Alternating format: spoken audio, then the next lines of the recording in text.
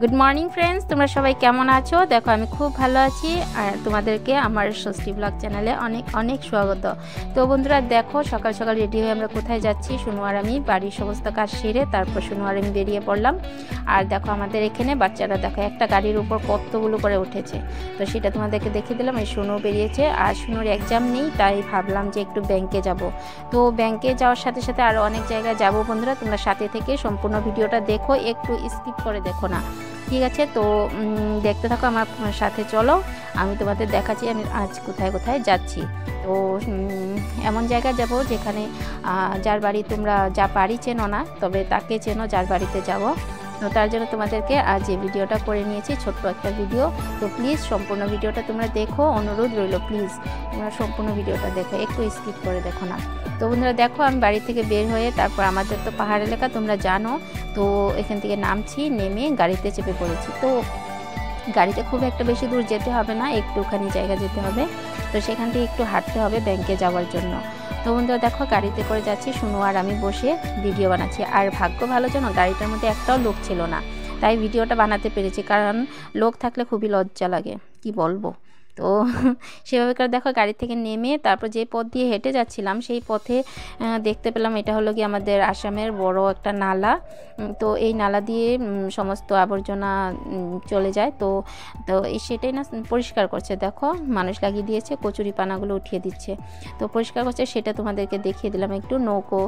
নৌকো তো আমাদের এদিকে দেখা যায় না, তার জন্য নৌকোটা দেখে ভাবলাম তোমাদেরকেও দেখিয়ে দিই। তো হেঁটে হেঁটে যাচ্ছি শুনু আর আমি। তো যাওয়ার পর আমরা এবার ব্যাংকে যাব। ব্যাংকে সবার আগে ব্যাংকে এসে পড়লাম, দেখো এই তো উজ্জীবন ব্যাংক। তো এই ব্যাংকে আসলাম, এখানে এখন ঢুকবো। ঢুকে একটুখানি কাজ আছে আমার, বিশেষ কোনো কাজ নেই, একটা কথা জিজ্ঞাসা করব শুধু। তো আমি ব্যাংকে ঢুকে পড়েছি, ঢুকেই আবার সাথে সাথে আমার কাজটা হয়ে গিয়েছে, 2 মিনিটের কাজ ছিল। তো সেই কাজটা করে আমি আবার বেরিয়ে পড়েছি, খুব বেশি সময় লাগেনি।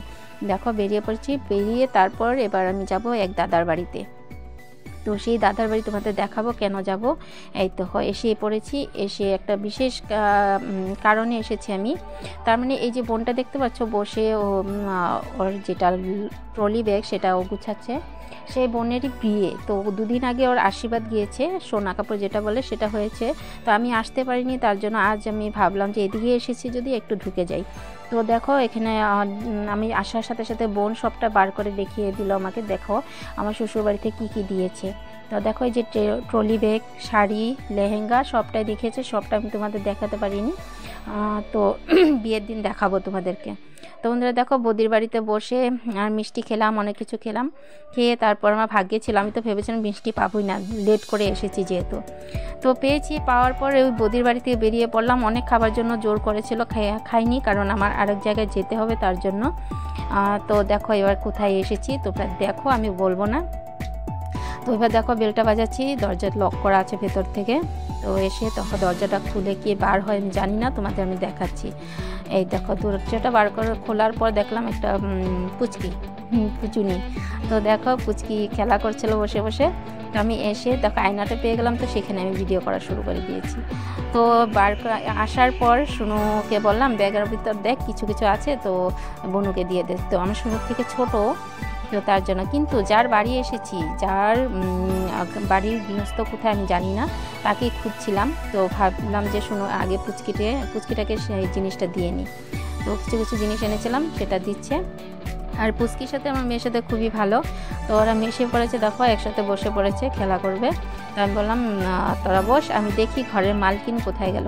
তো ঘুরে ঘুরে দেখে রান্নাঘরের দিকে গেলাম, গিয়ে দেখি ওই যে মালকিন রান্না করছে। ওই দেখো কে দেখতে পাচ্ছ, তোমরা চিনতে পারছো, তোমরা অনেকেই চিনতে পারবে এটা কে, দেখো হাই দিচ্ছে। তো নিশ্চয়ই তোমরা চিনতে পারছো, এটা হলো গিয়ে পুষ্পদি। তোমরা যা রেলবিতে আসো কথা বলো, এই দেখো পুষ্পদি রান্না করছে, স্পেশাল রান্না, আমরা আসবো বলে। তবে জানো বন্ধুরা কোনো প্ল্যান ছিল না, সকালবেলা আমার মনে হলো যে পুষ্পদির বাড়ি যাই আজ। তো ফোন করলাম, পুষ্পদিরও কোনো সমস্যা ছিল না, তো পুষ্পদি বললো হ্যাঁ এসে পড়ো। তাই আর কি ভাবলাম। আর একটা কারণ হলো গিয়ে সেই রাস্তা দিয়ে আমি এসেছি ব্যাংকে, তার জন্য আমি ভাবলাম যে না পুষ্পদির বাড়িতে ঢুকে যাই আর বৌদিদের বাড়িতে ঢুকে যাই, একসাথে 3টে কাজ হয়ে গেল।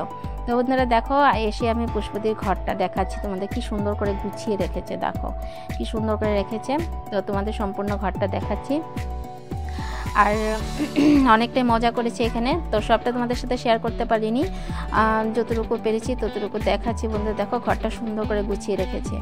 এই পুষ্পাদির যে মেয়ে পুচকি, ওর অনেক কিছু হাতের কাজ, ক্রাফট, এগুলো সুন্দর করে সাজিয়ে রেখেছে। এই দেখো ওরা বাইরে গিয়েছিল ঘুরতে, তো সেই ফটোগুলো অ্যালবাম করে রেখেছে, দেখো কি সুন্দর করে। তো এগুলো তোমাদেরকে আমি দেখিয়ে দিচ্ছি। আর এই তো আমরা এসেছি সেই ব্যাগ। আর এদিকে দেখো ক্রাফটগুলো সুন্দর করে সাজিয়ে রেখেছে। তো পুষ্পদি রান্নাই করছে, শুধু রান্নাই করছে। তো চলো এবার রান্না করে দেখো কি রান্না করছে পুষ্পদি। মাংস রান্না করছে। কে কে খাবে চলে এসো তাড়াতাড়ি, পুষ্পদির হাতের রান্না। তো বন্ধুরা দেখো এভাবে রান্না করছে আর আমি ভিডিও করছি। পুষ্পদি বলছে আসো মাংসটা দেখিয়ে দাও একটু, আমি রান্না করছি সবাই বলবে। তো যাই হোক, তো দেখো আমি রান্নাঘরটা দেখাচ্ছি তোমাদেরকে, পুষ্পদির রান্নাঘরটা। তো তোমরা তো পুষ্পদিকে এমনি শুধু সামনে বসে এলবি করে সেটাই দেখতে পাও, আর পুষ্পদি কোনো ব্লগ ছাড়ে না, পুষ্পদি শুধু রান্না ভিডিও দেয়। তো দেখো এবার রান্না হয়ে গেলে এবার আবার আমরা খাবো, খেয়ে দিয়ে তারপর যেন অনেকটা মজা করেছি, তবে সেটা আমি শ্যুট করতে পারিনি, নুরুকে মোবাইলে আমি মেসেজ করছিলাম তার জন্য। তো সেটা হলো কি আমি এলবিতে বসেছিলাম পুষ্পদির সাথে। তো অনেকক্ষণ এলবি করে মজা করলাম সব বন্ধুদের সাথে।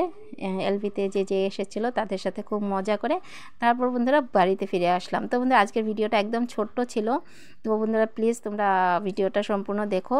আর দেখো এটা মিস করে গেলাম আমি, বেগুন ভাজি এটা করছিল, বেগুনি যেটাকে বেগুনি বলি সেটা করছিল। তো বন্ধুরা তারপর বাড়ি এসে পড়লাম।